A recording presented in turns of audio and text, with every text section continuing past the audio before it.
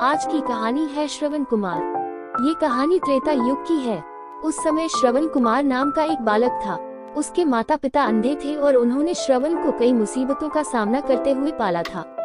श्रवण कुमार बचपन से ही अपने माता पिता का बहुत आदर करता था। जैसे जैसे श्रवण बड़ा होता गया, उसने घर की जिम्मेदारी अपने कंधों पर ले ली।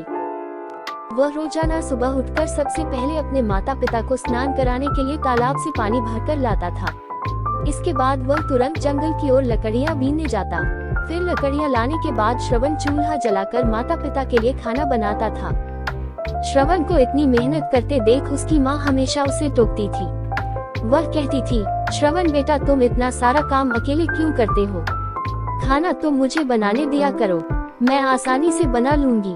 इसके बदले तुम थोड़ा आराम कर लिया करो। माँ की इन बातों को सुनकर श्रवण कुमार कहता, नहीं माँ, मैं ये सारे काम आप लोगों के लिए ही तो करता हूँ।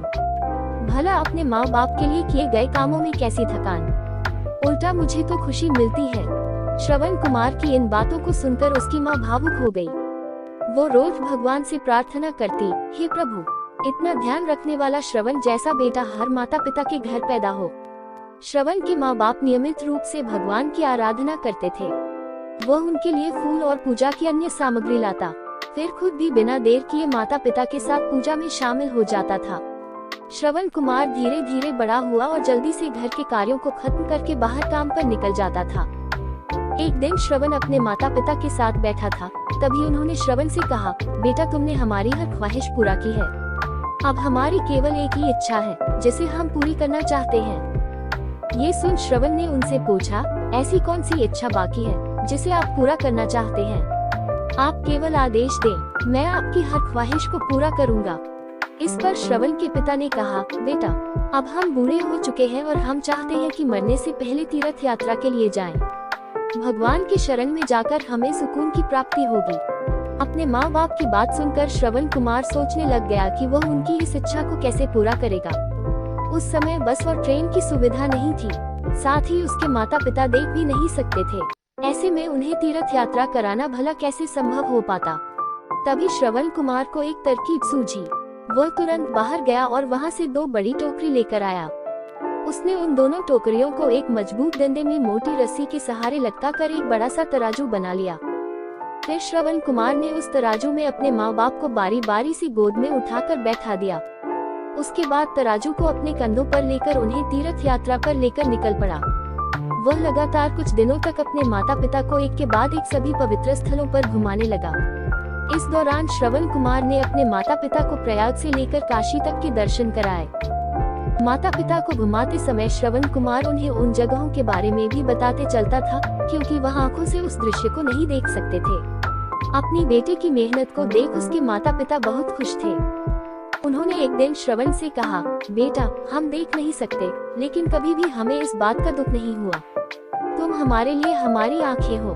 तुमने हमें जिस तरह सारे पवित्र स्थानों की कथा सुनाकर उनके दर्शन कराए हैं, ऐसा लगता है जैसे कि हमने सच में प्रभु के दर्शन अपनी आंखों से किया हो। अपनी माता पिता की बातें सुनकर श्रवण ने कहा, आप लोग ऐसी बातें न करें। बच्चों के लिए माता पिता कभी भी बोझ नहीं होते, ये तो बच्चों का धर्म होता है। एक दिन श्रवण कुमार आराम करने के लिए अयोध्या के पास अपने माता पिता के साथ रुका। तभी उसकी माँ ने पानी पीने की इच्छा जताई। श्रवण को पास में ही एक नदी दिखाई दी। उसने अपने माता पिता से कहा, आप दोनों यहाँ आराम करें, मैं आप लोगों के लिए अभी पानी लेकर आता हूँ। नदी के पास पहुंचकर श्रवण कुमार कमंडल में पानी भरने लगा। उसी जंगल में अयोध्या के राजा दशरथ भी शिकार के लिए पहुँचे थे। पानी में हलचल की आवाज सुनकर उन्हें लगा कि कोई जानवर पानी पीने आया है। उन्होंने बिना देखे केवल ध्वनि सुनकर ही अपना तीर चला दिया। दुर्भाग्य से वह सीधे श्रवण कुमार को लग गया। तीर लगते ही वह चीख पड़ा। इसके बाद राजा दशरथ जब अपने शिकार को देखने पहुँचे तो वहाँ श्रवण था। वो तुरंत श्रवण कुमार के नजदीक पहुँचे और कहा, मुझसे बहुत बड़ी भूल हो गई, मुझे माफ कर दीजिए। मुझे बिल्कुल नहीं पता था कि यहाँ कोई मानव होगा। मैं इस गलती का पश्चाताप करने के लिए क्या करूं कि तुम मुझे माफ कर दो। तभी करहाते हुए श्रवण कुमार ने कहा, यहाँ से थोड़ी ही दूर जंगल में मेरे माता पिता बैठे हैं, उन्हें काफी प्यास लगी है। आप उन तक ये पानी पहुँचा दीजिए और मेरे बारे में उन्हें कुछ भी न बताएं। इतना कहते कहते श्रवण कुमार की सांसें रुक गईं। श्रवण कुमार की मौत से राजा दशरथ सुन्न पड़ गए। किसी तरह वो श्रवण कुमार के बताए अनुसार जल लेकर उसके माता पिता के पास पहुँचे। श्रवण के माता पिता अपने बेटे की आहट को बखूबी पहचानते थे। जब राजा दशरथ उनके करीब पहुँचे तो उन्होंने आश्चर्य से पूछा, तुम कौन हो और हमारे श्रवण को क्या हुआ? वह क्यों नहीं आया? राजा दशरथ उनके सवालों का जवाब नहीं दे पाए। उन्होंने चुपचाप पानी उनकी तरफ बढ़ा दिया। तभी श्रवण की मां ने चिंतित स्वर में जोर से कहा, तुम कौन हो और मेरा बेटा कहाँ है? ये बताते क्यों नहीं हो? श्रवण की मां की चिंता देखकर राजा दशरथ ने कहा, मां मुझे माफ कर दीजिए। शिकार करने के लिए मैंने जो तीर चलाया था वो सीधे आपके बेटे श्रवण को जा लगा। उसने मुझे आप लोगों के बारे में बताया, इसलिए मैं यहाँ पानी लेकर चला आया। इतना कहकर राजा दशरथ चुप हो गए। राजा दशरथ की बात सुनकर श्रवण की मां जोर जोर से रोने लगी। उन दोनों ने अपने बेटे की मौत के गम में राजा दशरथ के लाए हुए पानी को हाथ तक नहीं लगाया।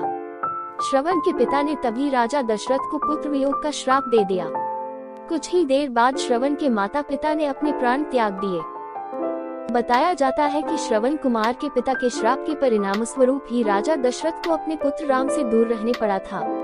राजा दशरथ के इस श्राप को पूरा करने के लिए ही भगवान राम को 14 वर्षों का वनवास हुआ, जिसका माध्यम दशरथ की पत्नी कैकेयी बनी। श्रवण के पिता की ही तरह राजा दशरथ भी अपने बेटे से दूरी को बर्दाश्त नहीं कर पाए और उन्होंने अपने प्राण त्याग दिए। कहानी से सीख, हर बच्चे को अपने माता पिता की सेवा श्रवण कुमार की तरह ही निस्वार्थ भाव से करनी चाहिए। यही उनका सबसे बड़ा कर्तव्य है। ये कहानी आपको पसंद आई हो तो चैनल को सब्सक्राइब और वीडियो को लाइक करें। धन्यवाद।